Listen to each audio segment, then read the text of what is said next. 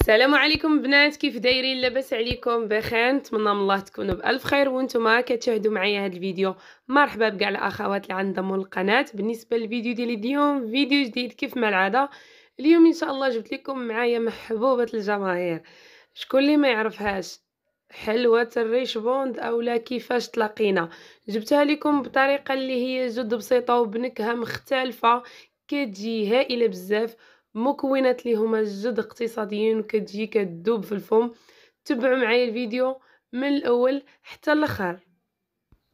وقبل ما ندوز نعطيكم مقادير، كنبغي نقول لكم اللي اول مره زار القناه ديالي ما ينساش يشترك ويفعل الجرس باش يوصلوه كل جديد ديالي. ونبداو في المقادير على بركه الله. في بول او اناء كنحتاجو 3 ديال البيضات بحجم متوسط او حجم كبير اللي متوفر عندكم في الدار. هنا كيف ما كتلاحظوا معايا كنوضع في البول 3 الحبات ديال البيض كاملين. بالنسبه الخلطه غادي نحتاجو فوي اولا طراب يدوي. كنضيف كاس مملوء جيدا، تقريبا 160 غرام ديال السكر سنيده مع 160 غرام ديال الزيت نباتي. نفس العبار اللي عبرت به الزيت كنعبر به السكر سنيده، وكنطرب الكل جيدا بطراب يدوي حتى كيرجع على هذا الشكل هذا بحال الشكل ديال الكيك. كنخدمو مزيان. من بعد كنضيف معلقه كبيره من لاغوم ديال الليمون. هذا هو السر اللي كيعطي واحد المذاق اللي هو منعش في الحلوه ديالنا. كيف ما راكم كتعرفوا الحلوه ديالنا كيفاش تلاقينا او حلوه الريش بوند، كنديروا لها في الاخر الكونفيتور ديال او المربى المشماش. ديما كنديروا غير قشور الليمون اولا قشور الحامض، ولكن اليوم اختاريت نديرها معكم بهذه الطريقه هذه. صراحه كتجي ممتازه بزاف. هنا غادي ندوز ندير معكم الدقيق. كنحتاج لهاد الخلطه هذه 2 ديال الساشي ديال الخميره او 16 غرام من وزن خميره كيماويه او خماره الحلوى. كناخذ 2 الخمارات هما اللي كنوضع في الخليط. كذلك كنضيف الدقيق تدريجيا. بالنسبه للحلوه ديالنا راكم عارفين ما كديش معنا الدقيق بزاف. انا دات معايا تقريبا ما بين 600 حتى ل 550 غرام من الدقيق. عندي 600 غرام خليت منها شي شويه. بالنسبه لهاد المقادير اللي عطيتكم كيديو حتى ل 600 غرام على حسب نوعيه الدقيق واش كيشرب ولا لا. انا هنا غادي نخدم الدفعه الاولى غير بالطراب اليدوي حتى تخدم مزيان، عاد باش ندوز نجمعها بيديا وغادي تخليوها فوق سطح العمل تشرب او ترتاح عاد باش تجمعوها مزيان.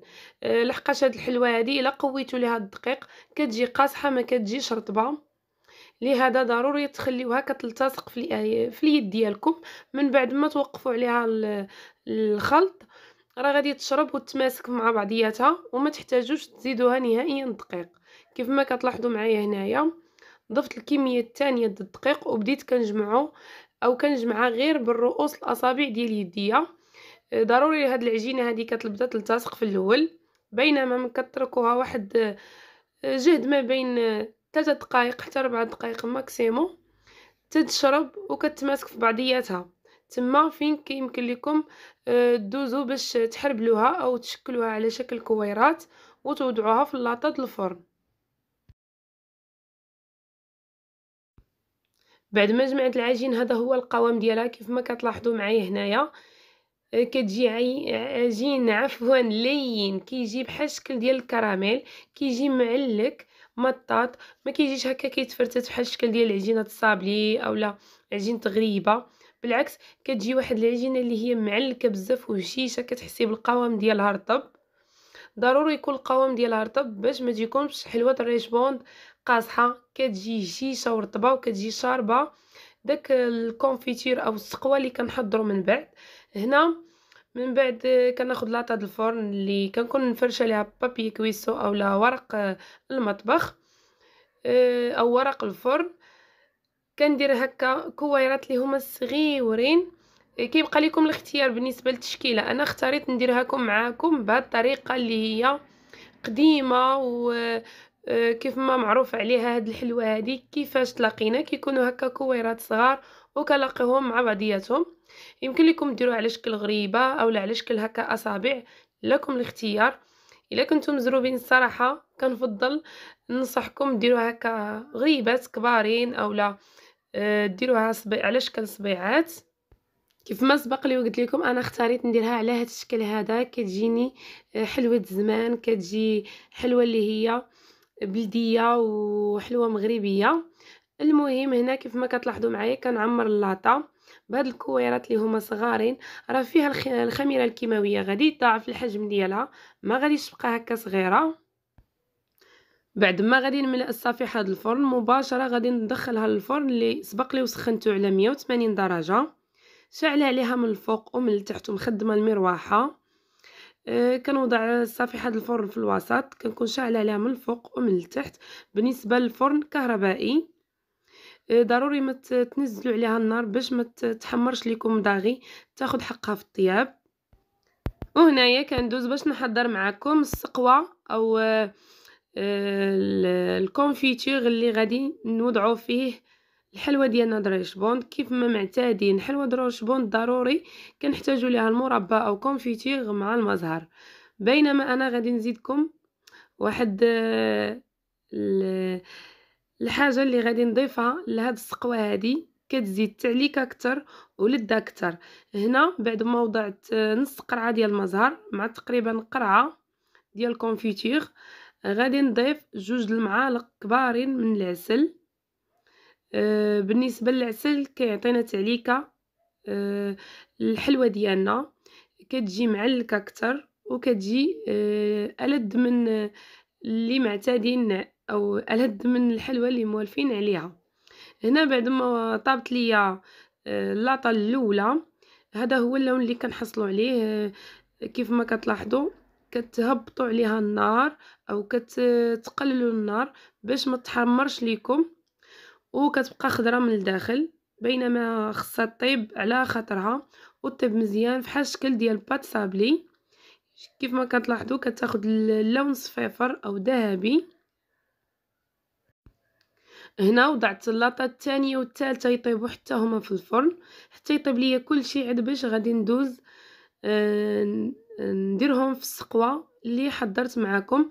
كيف ما كتلاحظوا داك الكونفيتور مع المزهر والعسل وضعتهم على نار متوسطه وخليتهم حتى لدرجه الغليان حتى كترجع السقوه خاتره او تيوقع عليها تكراميليزا عاد باش نحيدها من فوق النار على هذا الشكل هذا. كيف ما كتلاحظوا معايا في الصوره كتحيد ديك الطبقه الاولى ديك الكشكوشه عاد باش كنطفي عليها النار.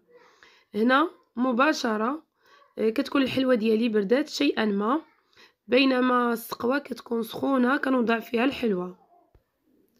وهذا هو القوام ديال السقوه ديالنا كيجي على هذا الشكل هذا. وكذلك غادي نحتاجو الكوك، بينما الكوك محمر اللون ديالو ذهبي ماشي الكوك اللي معتادين كنديروه في حلوه الريشبوند. غادي يسقسيوني البنات ويقولوا لي علاش ما نديروش الكوك كيف ما موالفين ابيض، علاش نحمروه؟ بالعكس المذاق ديالو كيختلف بزاف بعد ما كتحمروه، كيعطي واحد اللوغو او واحد المذاق سبيسيال. جربوه وما غاديش تندموا الصراحه، كيجي ممتاز بزاف. كيف ما راكم عارفين المذاق الاول ديال حلوتنا دريشبوند كيفاش كيجي، بعد ما نزيدوا هاد الاضافات الصراحه كيجي هائل بزاف او كتجي حلوتنا هائله بزاف.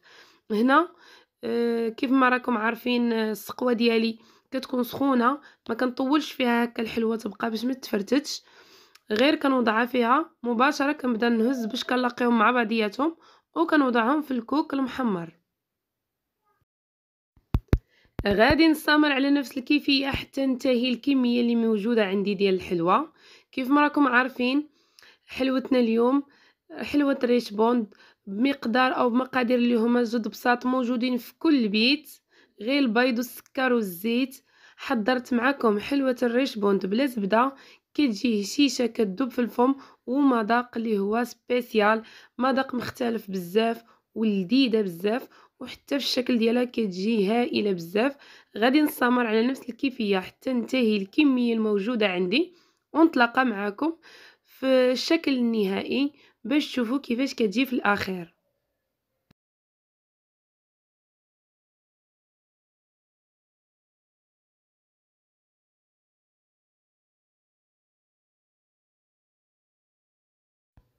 وهذا هو الشكل النهائي ديال الحلوى ديالنا اليوم، حلوى الريشبوند او حلوى كيفاش تلاقينا.